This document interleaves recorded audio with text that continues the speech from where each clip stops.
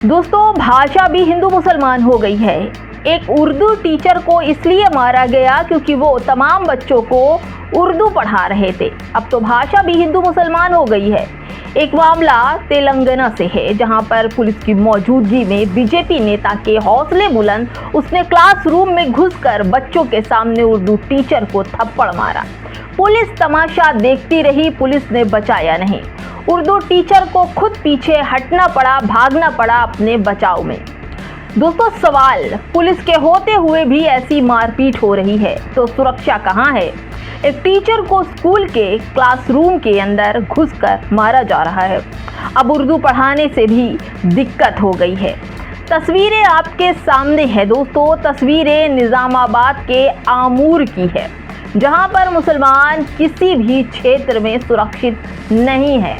दोस्तों, अब ये सोचिए, पुलिस वालों के सामने एक टीचर को मारा जा रहा है और पुलिस खड़ी है, हाथ बांधे, इसलिए क्योंकि मारने वाला बीजेपी से ताल्लुक रखता है। आखिर इतना खौफ क्यों? क्या कानून, संविधान, लोकतंत्र कहां चला गया?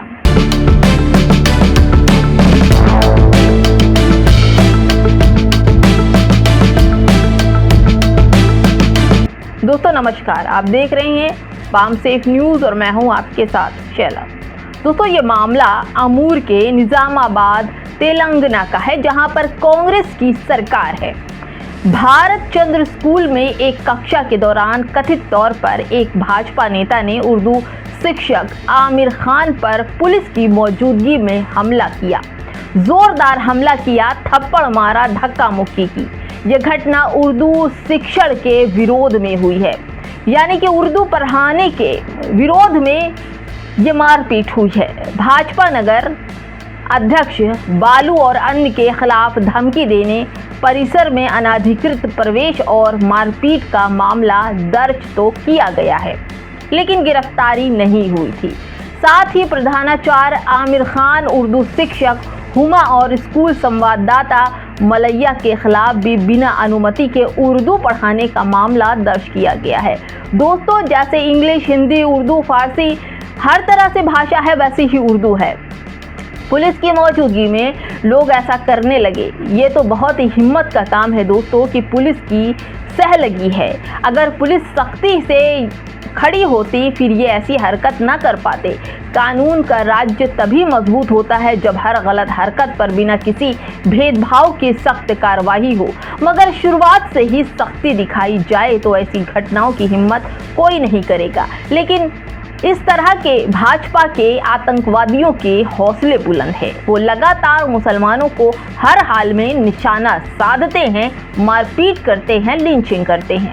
स्कूल के अंदर उर्दू शिक्षक को कथित तौर पर पुलिस के सामने पीटना, थप्पड़ मारना, भाजपा नगर के जो अध्यक्ष हैं, अन्य मारपीट के अलावा सोचिए अगर पुलिस वहां मौजूद थी तो इनके हौसले और कितने बुलंद।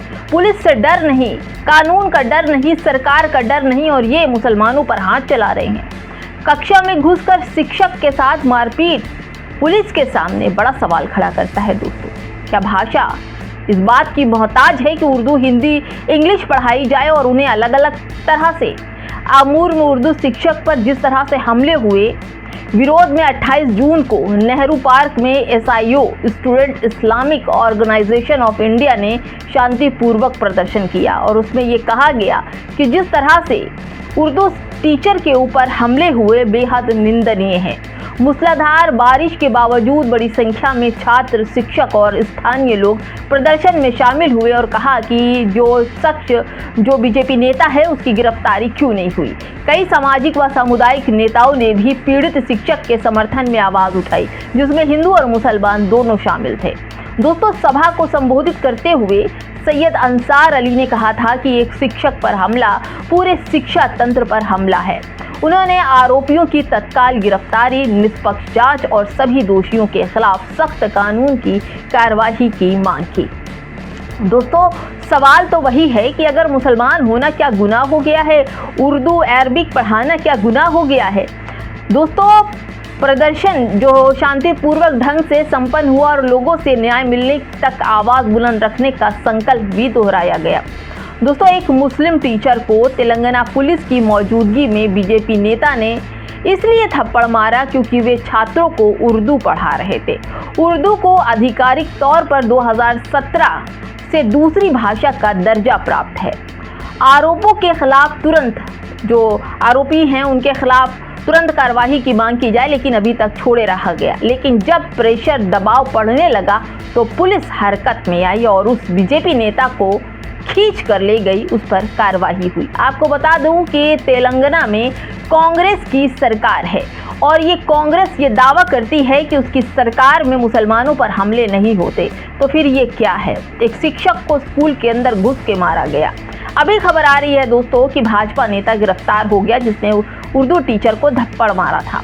तेलंगाना पुलिस ने हवालात की हवा खिलाने के लिए उन्हें उठा ले गए। अब दोस्तों, भाजपा नेता के समर्थन में तेलंगाना में ही और अन्य जिलों में भी अपराधियों के बचाने की एक पूरी की पूरी फौज सड़क पर उतर आई है और वो इस बीजेपी नेता को बचाने की कोशिश कर रहे हैं, प्रदर्शन कर रहे हैं, क्योंकि बीजेपी नेता ने बहुत बड़ा महान काम किया था उर्दू टीचर को थप्पड़ मारने का।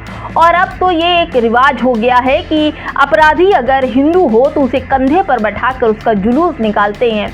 साथ ही आरोपी रेपिस्ट हो, हिंदू हो या उनके समुदाय से लगा हुआ हो, तो आरोपी रेपिस्ट होने के बावजूद उसको सम्मान से कंधे पर बिठाकर मिठाइयाँ बांटी जाती है और तो और उसे इनाम से नवाजा जाता है। ये चलन चल गया है।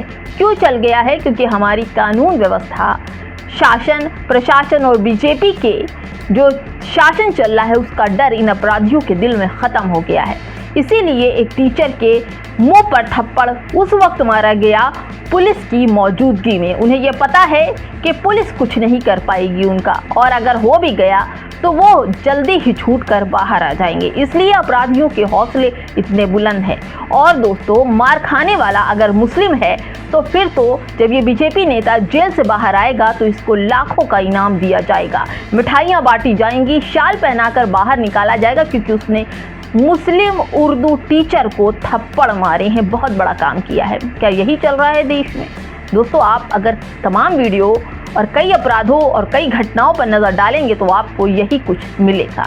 आपको याद है बिल्किस बानो, आसिफा, इनके आरोपियों का क्या हाल हुआ था? वही हाल अब इन लोगों का होगा, क्योंकि बीजेपी की नेता को बचाने के लिए आरोपियों की एक फौज सड़क पर प्रदर्शन कर रही है और उसे गिरफ्तारी से बचाने की बात कर रही है। फिलहाल दोस्तों, अगर यही चला तो पूरा देश एक आपराधिक तौर पर अपराध करने वाला बन जाएगा। और ऐसे अपराध जो जगह जगह आपको छोटी छोटी बात में लोग आक्रोशित हो जाते हैं, एक दूसरे की जान ले लेते हैं, क्योंकि उन्हें पता है कि कानून कुछ नहीं कर सकता, पुलिस कुछ नहीं कर सकता। इसीलिए सोवर ने लोहार को ट्रेन में सबके सामने काट दिया। दोस्तों, यही फ़र्क है कि मुसलमानों पर मार मार के पहले ट्राई किया जाता है मुसलमानों पर और फिर उसके बाद दलितों पर हाथ साफ किया जाता है। फिलहाल दोस्तों, इस वीडियो में इतना ही। नमस्कार।